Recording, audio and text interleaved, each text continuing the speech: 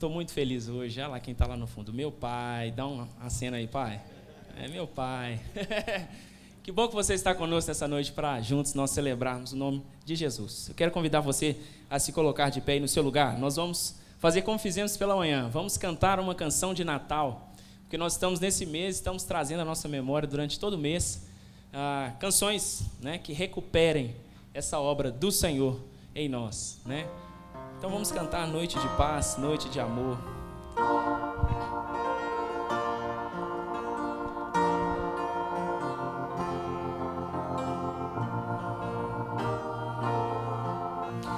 Noite de paz, noite de amor, dormem todos em redor. Em Belém Jesus nasceu, Rei da paz da terra e céu. Nosso Salvador é Jesus Senhor. Glória a Deus, glória a Deus.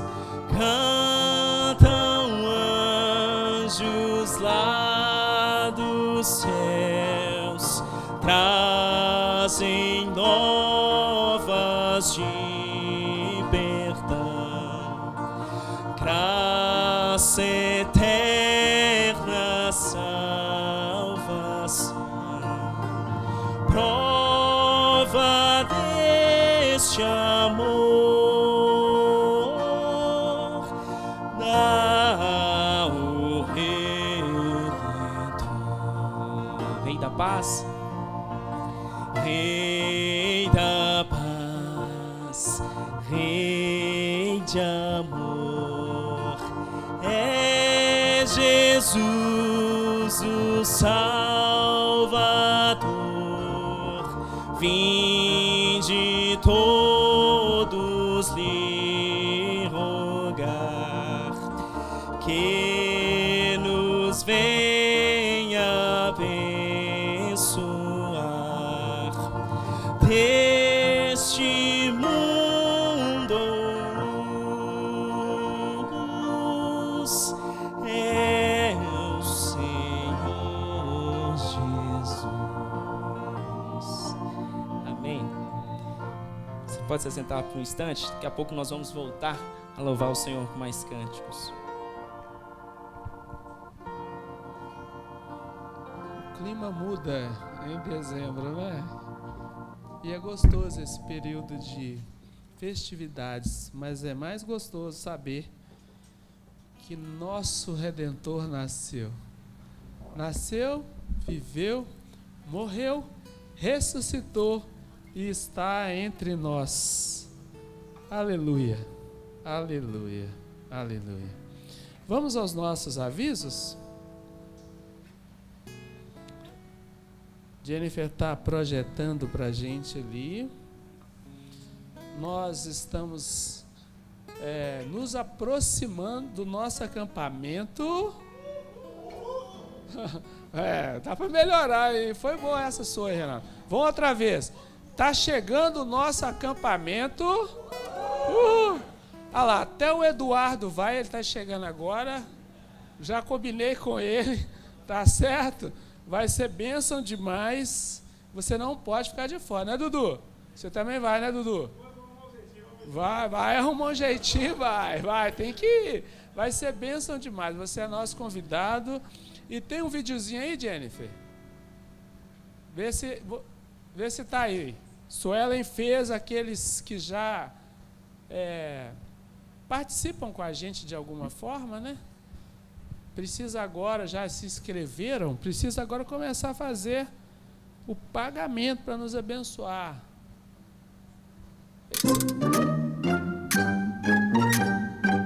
Olha isso.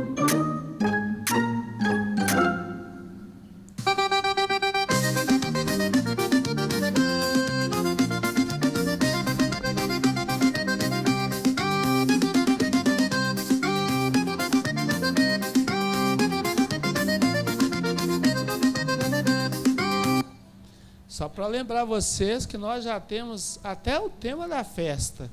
Não é? Algumas pessoas, como eu, não vai ter muita dificuldade, não. Esse negócio de moda não é muito comigo, não. Então vai ser fácil, sim, Renato. Vai ser fácil, eu vou ganhar esse ano. Vou desbancar o Ulisses. Nós estamos querendo tirar o Ulisses lá da concorrência, porque é difícil ganhar desse rapaz. Mas vai ser bênção demais. Por favor, se você tiver alguma dificuldade financeira, procure a mim, ao pastor, ao Guilherme, e a gente vai trabalhar junto para achar uma solução para você, mas você não pode ficar de fora. Viu, irmão Aminadab? Tamo junto, hein?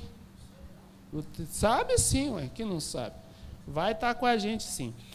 Um outro aviso, que a gente está encerrando hoje a campanha de apoio aos pastores do norte de Minas. Pastor Vandeci vai recolher as coisas amanhã lá comigo. Então, se você trouxe ou quer dar uma oferta financeira, pode dar.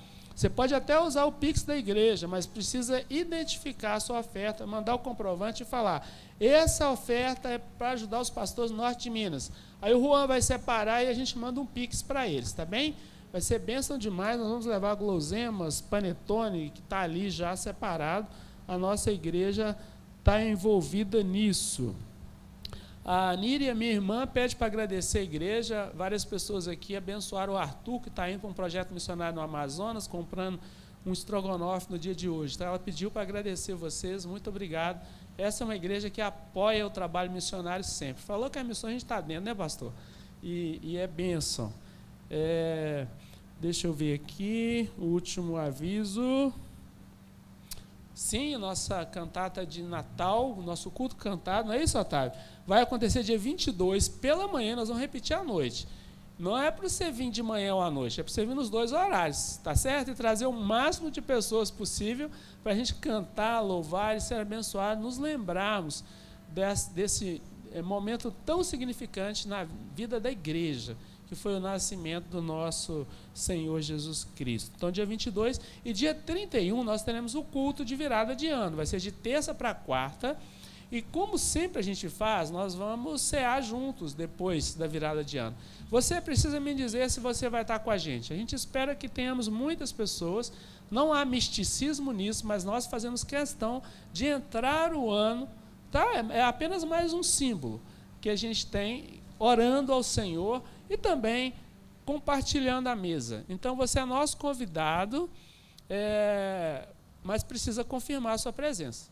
Passa o seu nome para mim ou para o pastor Pedro, para que a gente possa organizar e não faltar comida. Tá certo? Eu ainda não pensei no cardápio, mas o pastor Pedro vai pensar no cardápio e sugerir para a gente. Tá bem? Vai ser coisa boa. Vai ser coisa boa. O pastor Pedro tem gosto bom. Também, gente, está acontecendo o último agora mesmo, está acontecendo o Bazar Missionário, e nós estamos apoiando os projetos missionários que a gente vai fazer em São Tomé e Príncipe. Dia 20 de janeiro eu estou indo para lá, e em março a Luciane está indo para Mali e Senegal. Então, esse Bazar Missionário é para esse apoio, e sábado que vem a gente vai abrir ao público. Então, nos ajude a divulgar aí, tá certo? Sábado que vem o bazar vai funcionar aqui na área de baixo, aqui na área da cantina. Às 9 horas, de 9 às 2, tá bem? Você é nosso convidado e traga mais gente, divulga aí. Vamos ajudar e em breve a gente vai falar mais sobre essas viagens missionárias. Vamos louvar? Vamos? A equipe de louvor com Otávio e sua equipe.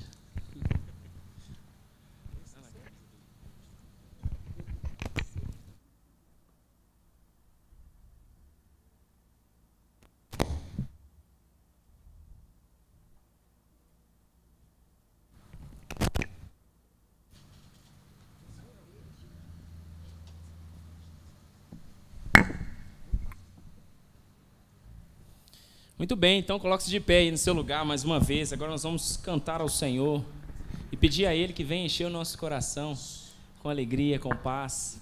Que o Espírito do Senhor possa mudar o seu coração nessa noite, de alguma maneira que você possa ser transformado por Ele. Então, abra sua voz, abra sua boca, né? Erga sua voz aos céus e cante ao nosso Deus com alegria no seu coração, porque o nosso Deus ama você e alcançou a sua vida. Então, precisamos render louvor ao nosso Senhor, entregar a Ele o nosso melhor, entregar a Ele a nossa gratidão. Vamos cantar.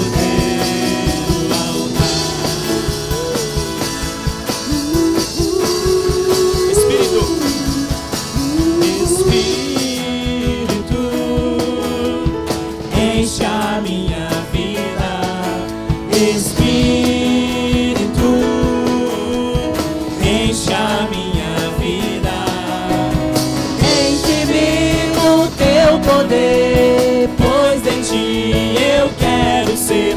Espírito, enche o meu ser. As minhas mãos, As minhas mãos eu quero levantar e em louvor te adorar. Meu coração eu quero derramar diante do teu altar.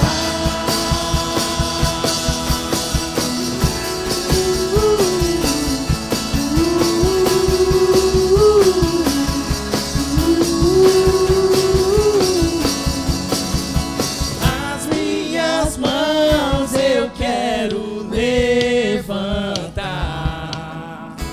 e em louvor te adorar.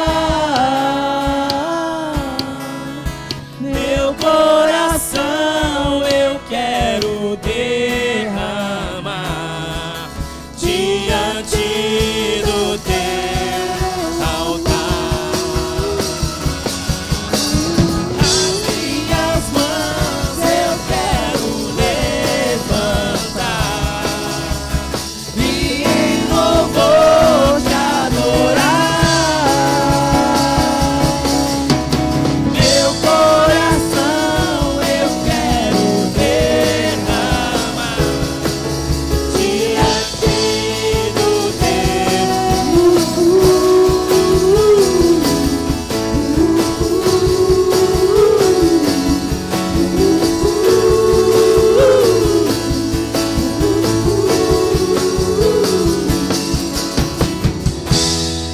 amém. Que esse seja o desejo do seu coração, erguer mãos santas ao Senhor e agradecer a Ele porque Ele tem sido bom com você.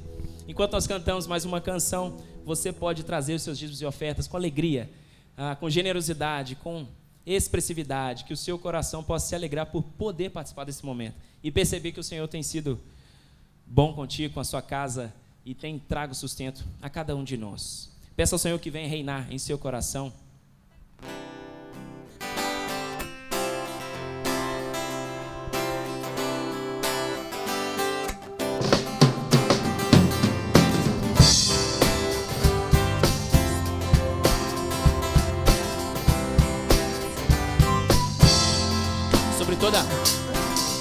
Sobre toda a terra tu és o rei, sobre as montanhas e o pôr do sol. Uma coisa só, meu desejo é: vem reinar de novo em mim, reinar em mim com o teu poder, sobre a escuridão, sobre os sonhos meus. Tu és o Senhor de tudo que sou. Vem reinar em mim, Senhor.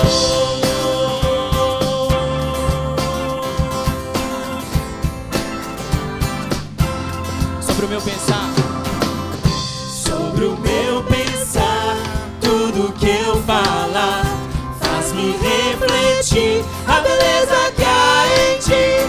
Tu és para mim mais que tudo aqui.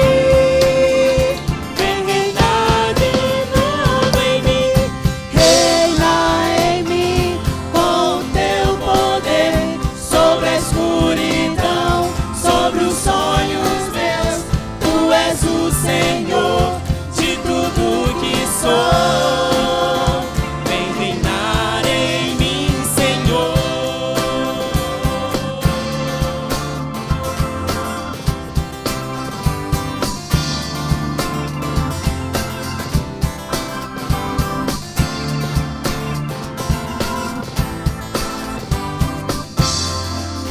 sobre o meu pensar, Sobre o meu pensar, tudo que eu falar faz-me refletir a beleza que há em ti. Tu és para mim mais que tudo aqui. Vem reinar de novo em mim, reina em mim com teu poder, sobre a escuridão, sobre o sol.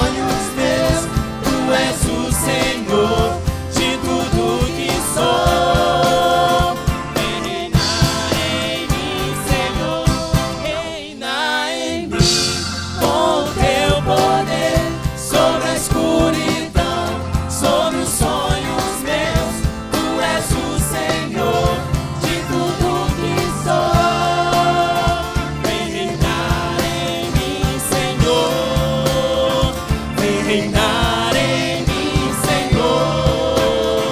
Vem reinar em mim, Senhor.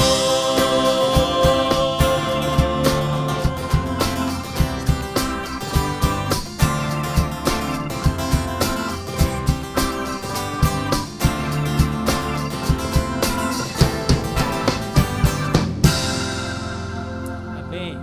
Você pode se assentar.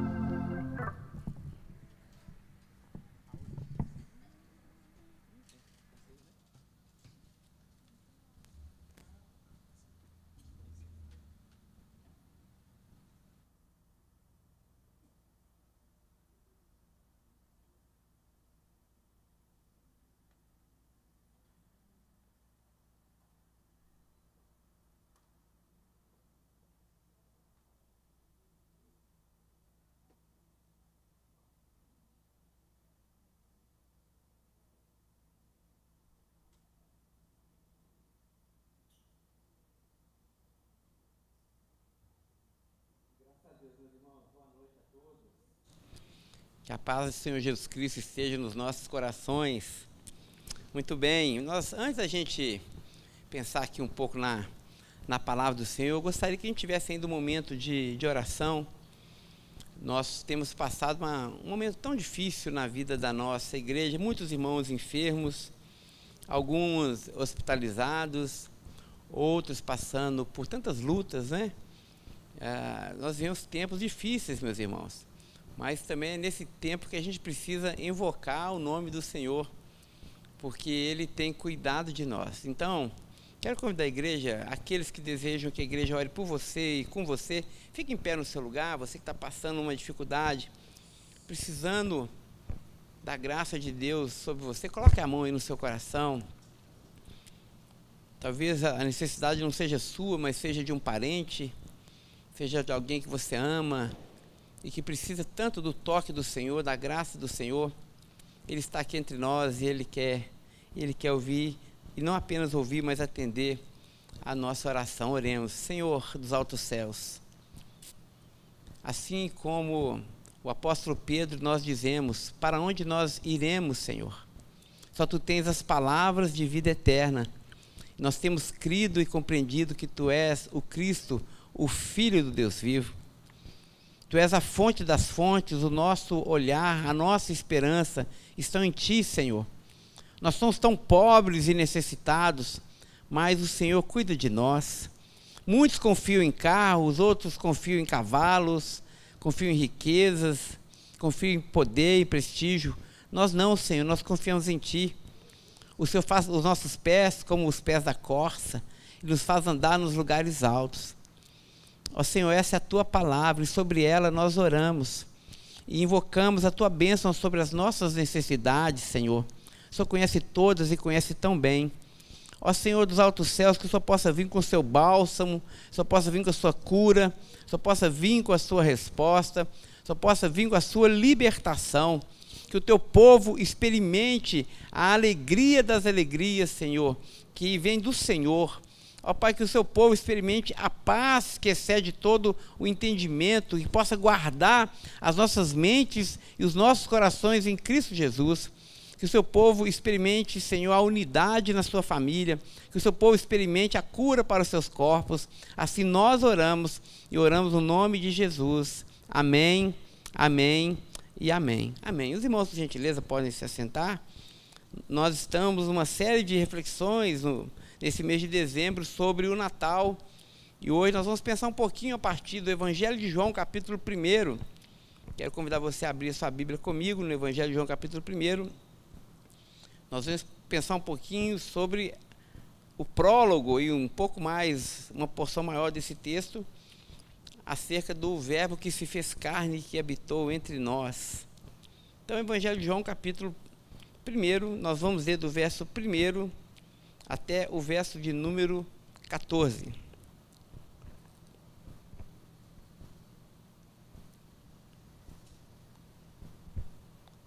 Amém? Todo mundo achou? Amém? Aqueles que acharam, digam amém. O que não achou, diga misericórdia. Porque não achar o Evangelho de João é mais difícil, né? Muito bem. Vamos à leitura. Palavras do apóstolo João. No princípio era o Verbo, e o Verbo estava com Deus, e o Verbo era Deus. Ele estava no princípio com Deus, e todas as coisas foram feitas por ele, e sem ele nada do que foi feito se fez. A vida estava nele, e a vida era a luz dos homens. A luz resplandece nas trevas, e as trevas não prevaleceram contra ela. Houve um homem enviado por Deus, e o nome dele era João. Este veio como testemunha para testificar a respeito da luz, para que todos viessem a crer por meio dele. Ele não era a luz, mas veio para dar testemunho da luz, a verdadeira luz que, vinda ao mundo, ilumina toda a humanidade. O Verbo estava no mundo, o mundo foi feito por meio dele, mas o mundo não o conheceu.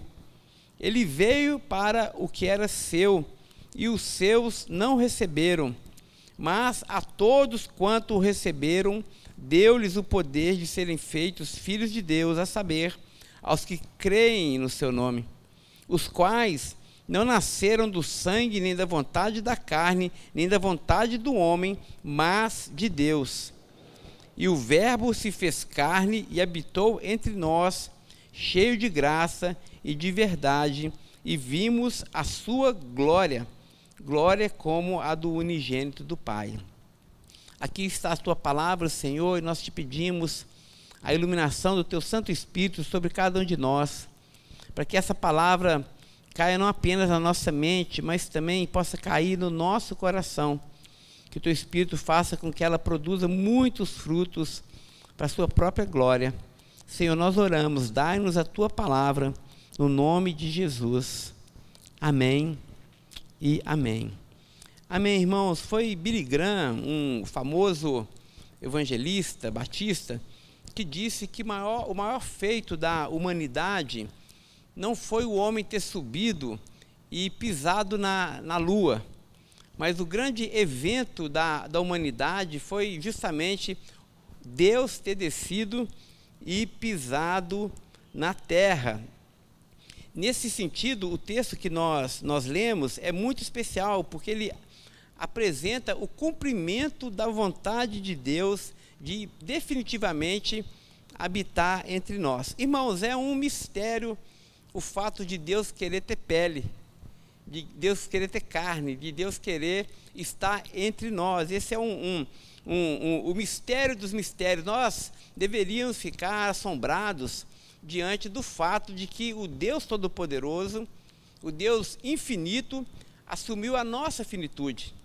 O Deus eterno e imortal, como nós cantamos, assumiu a nossa mortalidade. Esse é um advento da história de fato impressionante. E esse texto que nós lemos, o Evangelho de João, capítulo 1, ele é muito revelador nesse sentido, e ele precisa ser lido à luz de todo o Pentateuco, porque aqui não só no prólogo, mas nesses versos iniciais do capítulo 1, João tem em mente ali as narrativas do Pentateuco como tendo o cumprimento em Jesus Cristo. O Pentateuco, para quem não está familiarizado aí com as palavras, né, bíblicas, são os 5 primeiros livros do Antigo Testamento: Gênesis, Êxodo, Levítico, Números e Deuteronômio. Então, quando João escreveu aqui a sua introdução ao seu evangelho, que tem Jesus como o centro, e ele retrata Jesus como Deus, ele faz esse diálogo, ele tem essa conversa com o Pentateuco. Por exemplo, quando nós lemos aqui o verso 1 do Evangelho de João, no princípio era o Verbo, e o Verbo estava com Deus, e o Verbo era Deus, ele estava no princípio com Deus, todas as coisas foram feitas por ele, e sem ele nada do que foi feito se fez. É um paralelo fantástico com Gênesis capítulo 1, verso 1 também. Gênesis capítulo 1, verso 1 começa justamente assim: no princípio criou Deus os céus e a terra, porém, era sem forma e vazia, não é? A ideia aqui do grego é na fonte das fontes, né? O arquê, no princípio de todas as coisas, Deus criou. O que João está querendo dizer? João está dizendo o seguinte, que Jesus de Nazaré é justamente esse Deus criador lá de Gênesis capítulo 1. Não é? Porque em Gênesis capítulo 1 nós temos ali o Deus criando a partir da sua palavra, não é isso? E disse Deus, haja luz, e o que aconteceu? Houve luz. E aqui João está dizendo que nada mais, nada menos, ninguém mais, ninguém menos do que o próprio Jesus é o verbo. É a palavra de Deus. Portanto, quando Deus disse Deus, haja luz, lá no hebraico, né, o dabar de Deus, a voz de Deus, essa voz é o próprio Cristo.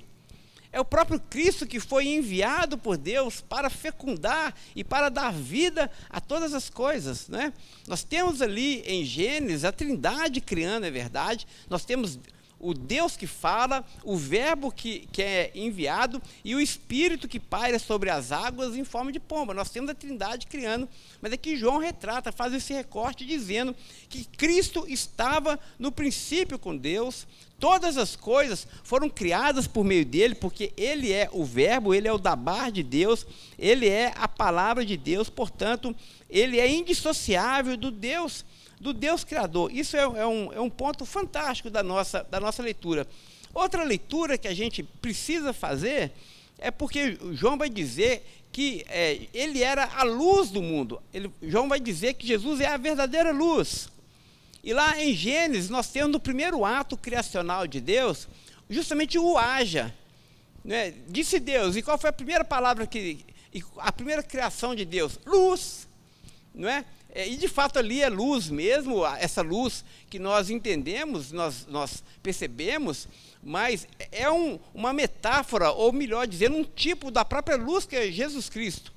Não sem motivo e com a teologia bem afiada do apóstolo Paulo, ele lá em 2 Coríntios capítulo 4, verso 6, ele vai dizer o seguinte, olha que coisa interessante, Paulo se referindo ao haja luz, lá de Gênesis, ele vai dizer, capítulo 4, verso 6, porque foi Deus quem disse, fazendo uma alusão, uma menção lá de Gênesis capítulo 1, porque foi Deus quem disse, das trevas resplandeça a luz, ele mesmo resplandeceu em nosso coração para a iluminação do conhecimento da glória de Deus na face de Jesus Cristo. O que Paulo está dizendo? Paulo está dizendo que o haja luz lá de Gênesis capítulo 1 é um tipo da luz, da verdadeira luz que precisa iluminar todo homem.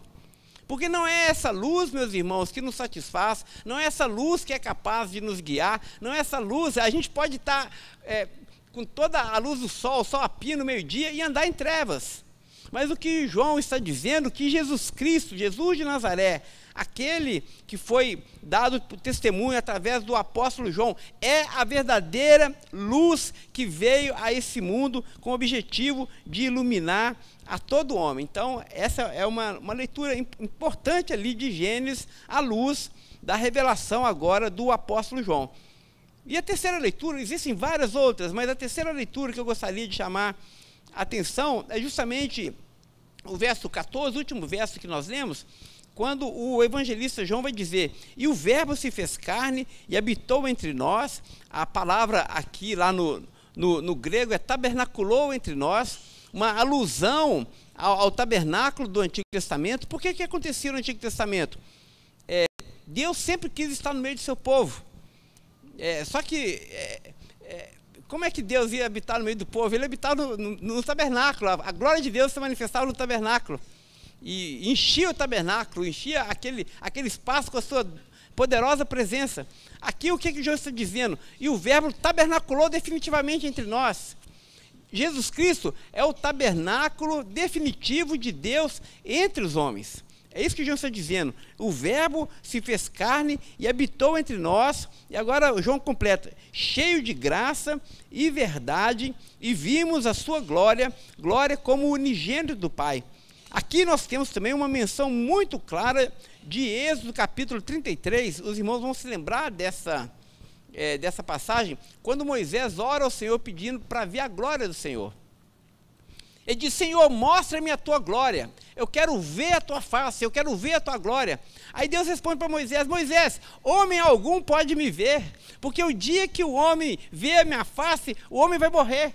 Mas Moisés insistiu: Senhor, eu quero ver a sua glória. Aí Deus vai dizer para Moisés: ok, Moisés, vou te colocar numa rocha, e sobre a fenda da rocha eu vou passar por você e vou mostrar a minha bondade e a minha misericórdia sobre você, mas o meu rosto você não pode ver. E é interessante que essa palavra lá do Antigo Testamento, misericórdia e bondade, é graça e verdade no Novo, é a mesma tradução. Olha o que João está dizendo, isso é importante para nós nessa nossa reflexão dessa noite. João está dizendo o seguinte: a glória que Moisés desejou ver, tanto desejou ver, agora nós podemos ver espelhada definitivamente na face de Jesus.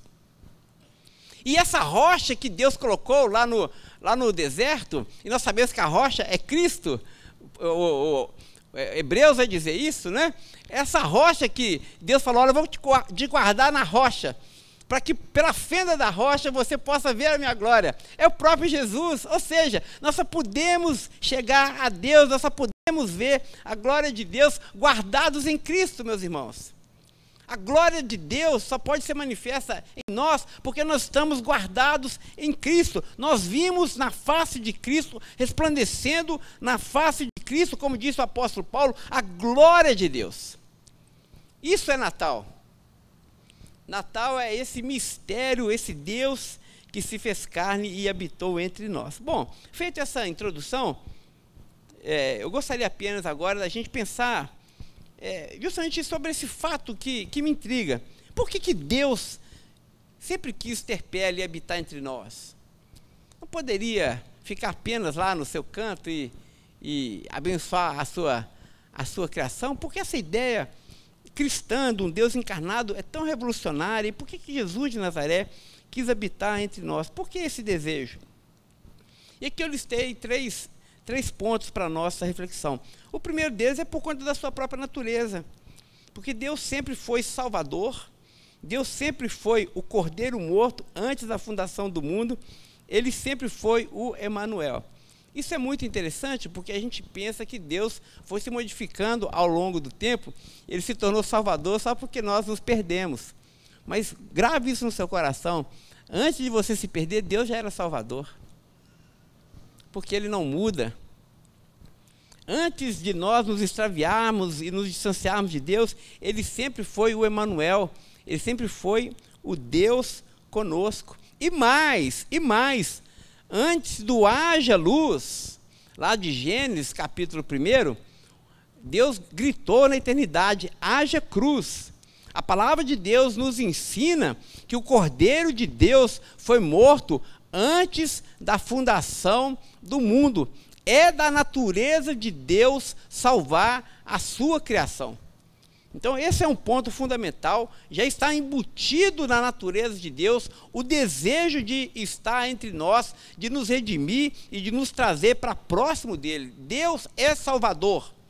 É isso que o mundo precisa ouvir. Jesus Cristo é o Salvador dos homens. Esse é um ponto fundamental da nossa perspectiva, a partir da nossa perspectiva sobre o porquê Deus quis se encarnar. O segundo ponto é por conta ainda da sua natureza, porque Deus é amor. E o amor sempre vai ao encontro do outro, o amor sempre transborda. Deus podia ficar satisfeito dentro dele mesmo, como ali as pessoas da Trindade? Ele podia, ele não precisava de criar nada. Deus não criou absolutamente nada por necessidade, irmãos.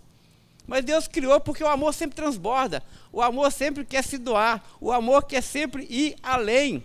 E mais do que isso, né? Pensando no Deus que se fez homem, assumiu a criaturidade, nós podemos dizer que o amor sempre vai ao encontro do outro, e se necessário for, ele se diminui para encontrar o outro. Eu vi uma frase que é atribuída ao Jô Soares, que diz o seguinte, que numa relação, você não deve se diminuir para caber no mundo do outro. Que você precisa, que a pessoa que diz amar você, ela tem que aceitar você por inteiro. Então, se ela não aceitar você por inteiro e você precisar de alguma forma se adaptar a essa pessoa, isso não vale, isso não conta. Mas eu acho que isso é diametralmente oposto ao amor de Deus. Porque o que Deus faz, na verdade, é se diminuir para caber no nosso mundo. O que Deus faz é justamente se limitar para que a gente possa ter comunhão com Ele. Então, o amor sempre vai ao encontro do outro, o amor sempre é doador, o amor sempre tem misericórdia, o amor sempre exerce graça, o amor nunca se considera superior, o amor nunca se coloca no alto, mas o amor geralmente se coloca ao lado ou abaixo da pessoa. Isso é o amor de Deus, o estranhável amor de Deus. É por isso que o evangelista João, no capítulo 3, verso 16, vai dizer: Deus amou o mundo de tal maneira. Esse amor de Deus é incompreensível, esse amor de Deus é indizível. E por fim, dentro das nossas argumentações sobre a questão da encarnação do Verbo, eu diria que Deus desejou se fazer carne, porque sempre foi da sua intenção se identificar com as nossas fraquezas.